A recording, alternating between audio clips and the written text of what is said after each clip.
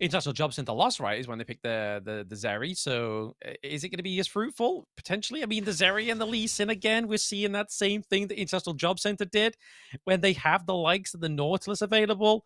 They have, like, I mean, I'm not too sure why they're going to go for that, but like the Volibear kind of makes sense. Is it going to be 1-4, 1-4, 1-4's pick, or is it going to be Nakamuru's pick into the jungle? Because I mean, it's a great pick. Is it going to be up in top side of the map? Is it going to be jungle? We're not too sure yet for the side of Fine Dog. Looking to potentially round this first pick phase with the Karma as well. This could be the Chinese tank Karma build with Glacial Augment, just going for the full support build. Works very well with the Severe. You get a crazy amount of movement speed as well. Like, imagine a movement speed. You have Severe Ultimate. You have the Karma Empowered E as well. Yep. Just giving you so much movement speed. For likes of Volibear, that's going to be very, very strong. And there goes the Nautilus. Again, very surprised the Nautilus doesn't get priority. You know, the Lee Sin getting priority over that. Even the Zeri as well. I'm very, very surprised about. And now that Fine Dog were able to pick their support, they can ban out 2 supports themselves. Nautilus, probably Gragas is most likely going to be the other one here, I would think, because Heste is very comfortable on the Gragas. Can't really think of any other tank supports that you could really go for, unless they want to ban out another enchanter, like maybe Lulu. Could be pretty annoying to deal with, but I think when you have the Karma there, you shouldn't be afraid of any other enchanters. Brom is also another good option. Yeah, I mean, they could potentially go for something like the Maokai as well, because I mean, they are lacking control at this time in point in the draft for Ultimate Baguette. I mean, they have the kind of like dive in, obviously, with the Lee Sin. They have the poke from the Zeri and the burst damage, as well as obviously the AP from Gwen. It would kind of just thicken out a little bit more AP if they do go for the Maokai, but potentially being hovered. I mean, they're going for a really, really aggressive comp here in terms of speed up. I mean, the Hecarim here as well. I mean, that's crazy. You need some control.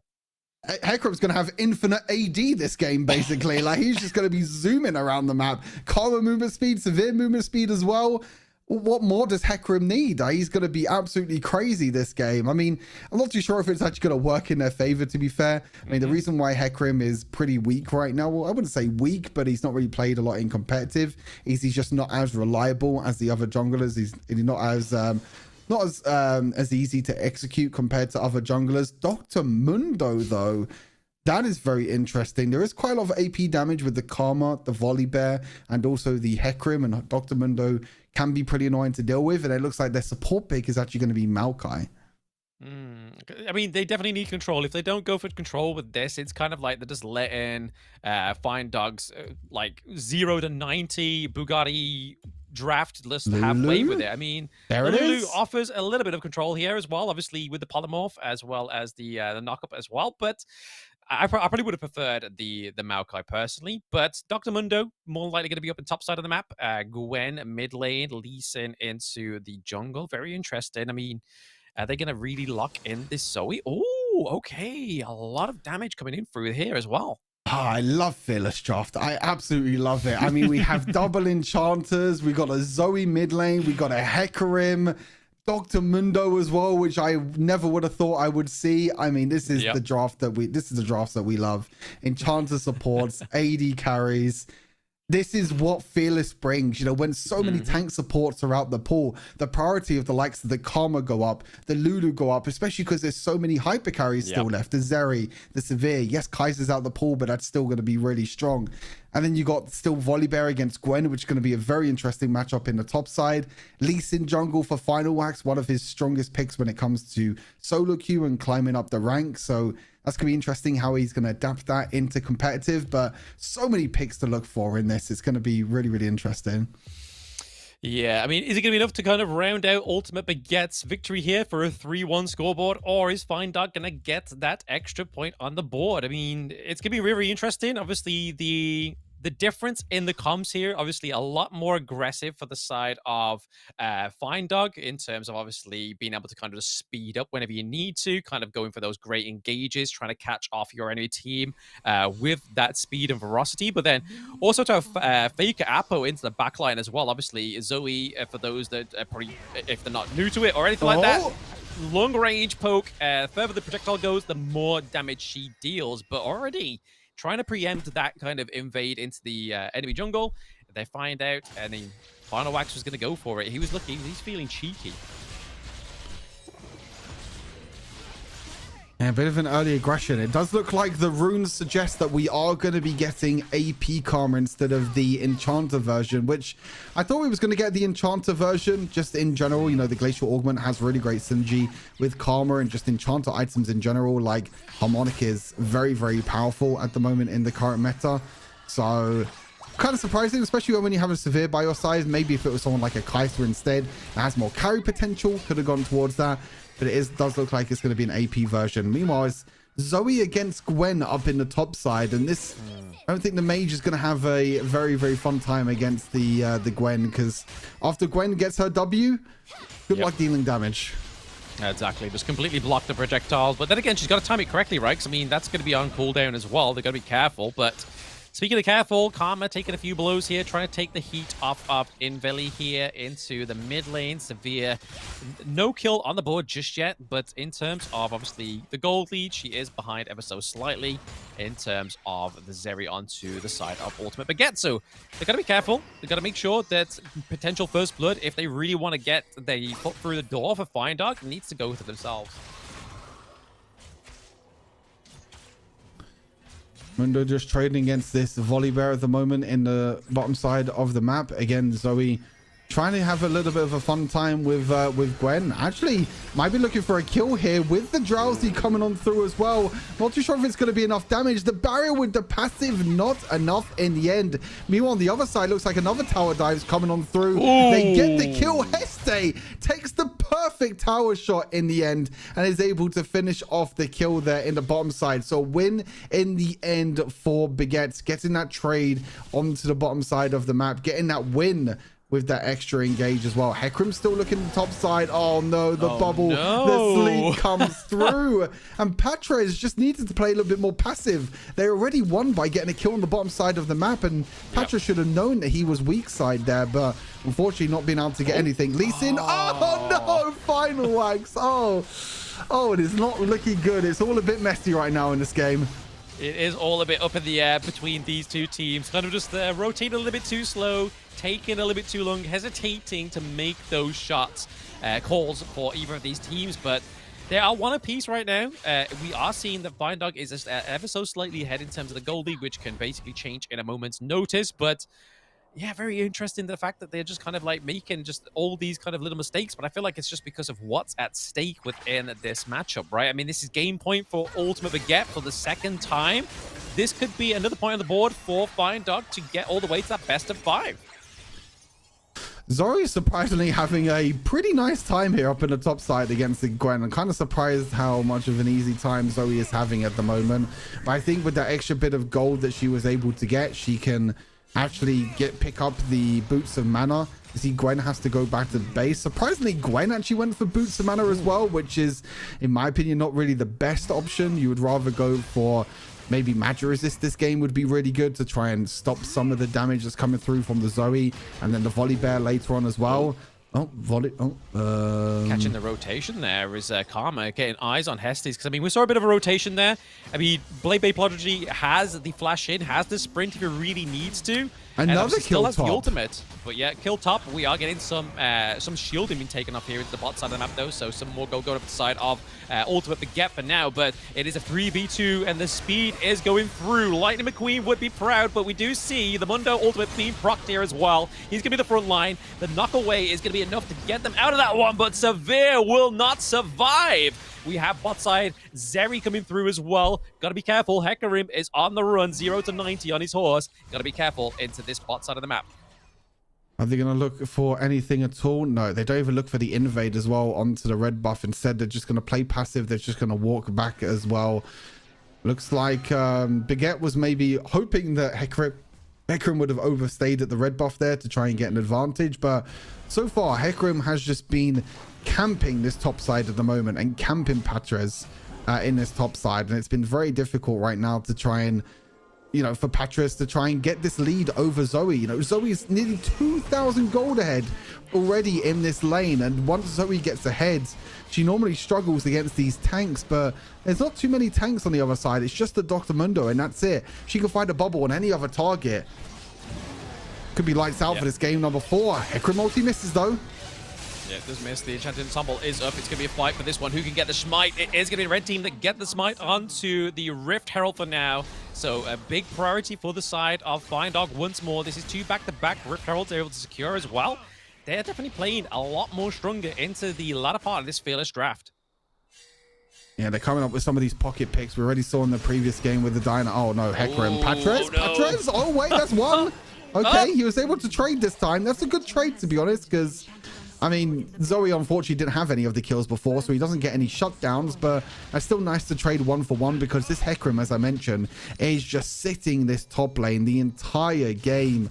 You see he's been able to get a lot of gold from it as well, and he's trying to shut down Patres because this Gwen was the prio pick for this game for Ultimate Baguette, and I think Fine Doggo, you know, realized that, hey, if this Gwen gets ahead, especially with the mage matchup against that Zoe, it's going to be very hard to try and shut her down. Exactly. They play to their advantages, right? They just need to make sure they're getting these weaknesses for the side of Ultimate Baguette run down here. Obviously, we can potentially see the Demolish come through, being procced here, 238 health onto the turret. But it's going to be enough for the Volibear to deter the Mundo for now. He does have the ultimate. Doesn't quite land the cleaver, though, however. You've got to be careful. Obviously, rotations could happen anytime. Hecarim looking pretty fast, rotating down to that side of the map as well. 1v1 going on between both Volibear and Mundo for now, doing a lot of damage. But obviously, the stun could come through. We're waiting for Hecarim. He's on the blue. He could be there in a moment's notice. You've got to be careful. But at the same time, Mundo still has his ultimate. He could just literally get a second wind in terms of, obviously, the fact that they have no anti-heal just yet onto the side of Fine Dog. I just think this Mundo is completely unkillable at this moment of the game, as you mentioned. You know, Heartsteel has already been stacked up as well. As you mentioned, there still is the ultimate available for that Dr. Mundo as well. Final Wax getting a little bit caught out, though, here, and Heste as well. Heste has to flash. Final Wax, I think, might be dead. Wait, he flashes away to safety. The wild growth is not enough either. We go look to the top side for a split second, but we don't want the action in the top lane. We want this action in the bot lane because it's all Fine Dog at the moment. Final Wax, unfortunately, not finding the window that they needed. And now they're looking to engage. The flash from the Zoe was so clean. Nearly takes out Zeri. 1 HP on the Zeri. But in the end, they get a few kills for themselves anyway. And they get the bot lane tower as well. Meanwhile, Gwen can't get a tower on the opposite side of the map because Severe is here to defend it. Yeah, it's looking woof for Ultimate Baguette here. I mean, that bot side of the map, it's been dominated. They could go for the Flame Drake if they really wanted to as well. I mean, that is going to be a good soul to go for. Yes, it's only a 3% increase, but still, already the damage is coming through pretty thick for the side of Fine Dog. So an extra 3% is better than an 0%. Oh my god, that damage. I think Lulu's just dead. This Zoe has gotten so far ahead from this Hecarim ganking top lane over and over again, and you can see that when Zoe is this far ahead, when you're against enchanters, when you're against champions like Lee Sin and also the Zeri, these squishy champions that Zoe can look to try and bubble, oh boy, does it get very scary, and can you do a crazy amount of burst damage. So now it's really down to Ultimate Baguette, whether they can actually try and look for a comeback now in this game number 4. Or we could be going to our first 5-game series of the weekend. First of many potentially, right? I mean, we were looking at Fine Dog at the beginning of this series thinking, man, if they go against Vapo in that third place matchup, they're going to find this difficult. But right now, they're definitely finding the momentum that they need to keep themselves in this best of 5 and potentially even get into that second place, right, into the grand finals. But they are able to take the Infernal Drag, so the Infernal Dragon Soul could be potentially what they have towards the latter part of the game. But the fact that Fine Dog's draft is so aggressive, will they allow them to get to that point of the game where they have 3 Dragon Souls? I don't think they'll even be able to get 3 dragons because we're already 9 minutes of the game and that was only the first dragon taken. So I don't even know if we're going to get to 3 dragons at this point of the game because is it going to be very, very much delayed, and Elder might be spawning before that 3rd dragon even spawns. So True. I think even then we're at a point where it's kind of similar to last game and both teams not really focusing on the dragon, no surprise. But it means that no one's really going to go towards that dragon soul. But big thing right now is looking at Hecarim's gold. 9,200 gold on this Hecarim. He's also purchased the Manimune as well, so he's going to be stacking and doing a crazy amount of damage once he gets that online. They're trying to dive here onto the Dr. Mundo as well. Not really too sure if that's the target you want to look for. You can see the Dr. Mundo is still taking a lot of damage. Maybe they can try and keep going, but nope. Lulu Wild Growth, sorry, is also there, and they're able to defend off the dive in the bottom side of the map. But this Hecarim, with all this gold that he's able to get so far, it's going to be very, very difficult. He has so much movement speed as well, thanks to so many of the champions, but might get a little bit caught out here, though. Yeah, potentially getting caught out here. He's very low. We do see Baguette does flash in as well, but he does get the sleep. Oh, he has the shield. He's still alive here. Thick boy, but for how long?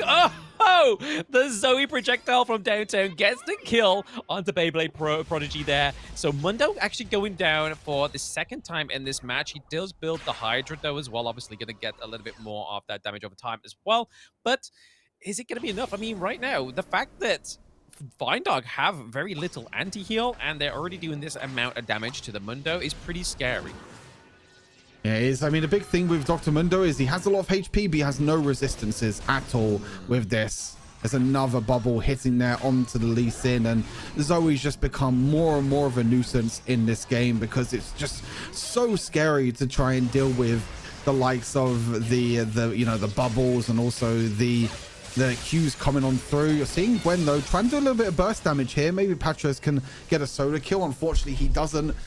It's a little bit too far behind on gold at the moment. But I think when it comes to the late game, though, Ultimate Baguette doesn't have the worst late game. They have Gwen scaling. They have the Dr. Mundo, which eventually is going to get some more resistance, and Zeri.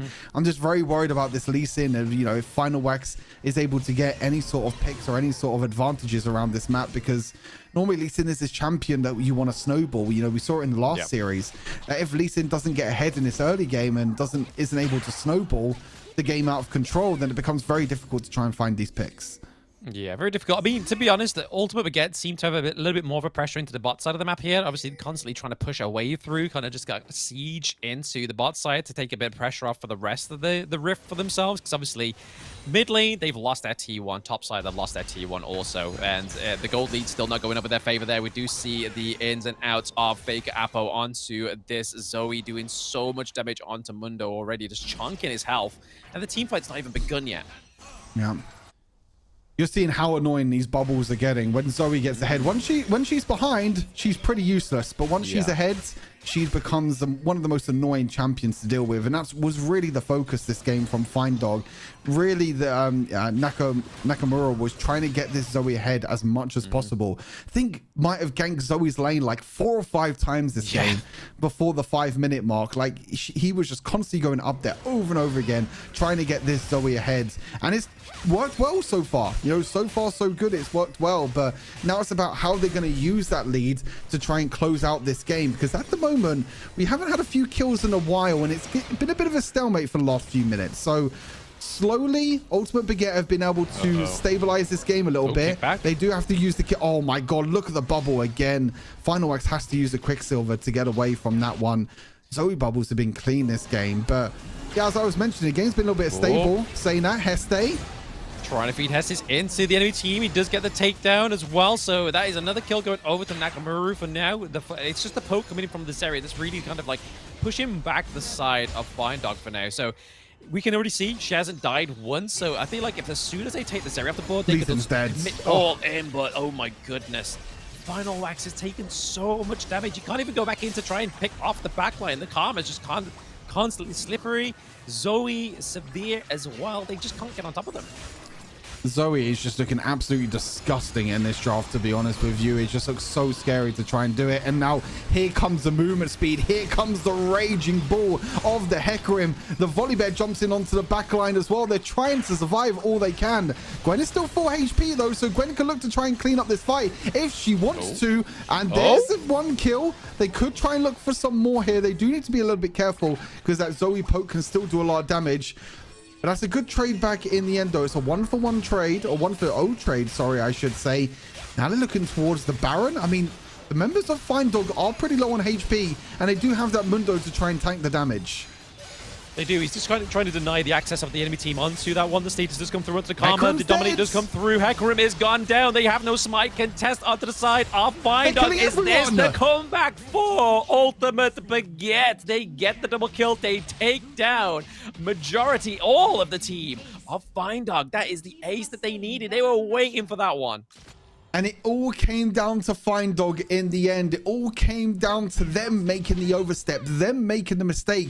They were diving, they were flashing, they were, like I said, running rampant through that enemy jungle. And unfortunately, they weren't able to get any kills. And their health bars were so low that Patras was still 4 HP. Final Wax was still 4 HP. Mundo was able to tank that backline damage, and that meant that they could turn towards the Baron. Hecarim dies, and this could be the turning point that Ultimate Baguette needs in this game. Yeah, they definitely needed something because they were playing very sort of like behind. They were very, very passive aggressive with these fights, just kind of allowing the speed and the aggression that Fine Dog's draft really allows them to play. Just kind of meet them at the front door. Like, they were just like, they were knocking and answering when they just should have been just like, hey, no, we're out of work, AF away from keyboard, let's just like leave it alone. But now that they were able to get that team fight around the Baron Nashor, it was definitely the core point that they needed, right? Like, having these enhanced minions is going to put a lot of pressure onto Fine Dog. They can't take a team fight, especially if those minion waves are crashing in naturally. Yeah, and this is going to really show kind of the I guess the downside in a way of Zoe and how she can be, how you know, bad she can really be when she's behind. You know, you have the scaling of the Zeri.